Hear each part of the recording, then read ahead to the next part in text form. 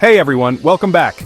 Today I've got a story that's sending shockwaves through the corridors of power across the globe. We're diving into the recent alliance between Russia and Burkina Faso, a partnership that's making the West more than just a little nervous. So, let's break it down. On May 29, 2025 in Moscow, President Ibrahim Traoré of Burkina Faso and Vladimir Putin of Russia shook hands and signed a groundbreaking agreement. This isn't just some routine diplomatic deal, it's a full-scale military and economic alliance. What does this alliance entail? Well, firstly, Russia is establishing a military base in Burkina Faso. That's right, boots on the ground. Secondly, Burkina Faso is getting a fleet of Russian drones, air defense systems, and elite training units. They're also kicking off joint military operations aimed at stabilizing the Sahel region. And let's not forget about the billions in Russian-backed infrastructure projects, from roads and energy grids to tech hubs. This is a big deal, folks, but why Burkina Faso? And why now? Burkina Faso has been grappling with crisis after crisis for years. Terrorist attacks, political instability, you name it. Back in 2022, a military coup led by Captain Ibrahim Traoré changed the game. Since then, Traoré has expelled French forces and cut ties with Western aid programs. Many Burkinabés see Russia as a symbol of resistance against colonialism and foreign control. And Russia? They seized the opportunity. This move is part of a broader Russian strategy to expand its influence in Africa.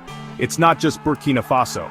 Russia's been active in Mali with Wagner mercenaries, in the Central African Republic with arms deals, and in Niger with uranium agreements.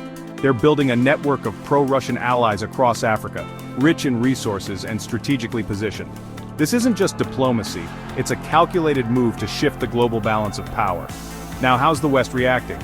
French officials have called this alliance a geopolitical earthquake, and the US State Department has expressed deep concern.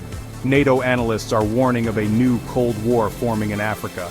But here's the kicker: the West is losing influence because of its own failures, failing to deliver security, failing to treat African nations as equals, and failing to adapt to new dynamics. Russia's just stepping into the void. So what does this mean for Africa and the world? This alliance isn't just about Burkina Faso. It's about a potential new world order where small nations are choosing sides, and Africa becomes a new battleground for global power, not through war, but through strategic alliances. Will other nations follow? Mali, Niger, Guinea, they're all showing signs of turning east. If this trend continues, Russia could establish a strategic chain of allies from the Atlantic to the Red Sea, controlling resources, trade routes, and military zones. This isn't just a regional story, it's about shifting global empires. So now we have to ask, what does Burkina Faso gain? What does Russia want? And what will the West do now that the rules have changed? This alliance could be a turning point in global power dynamics.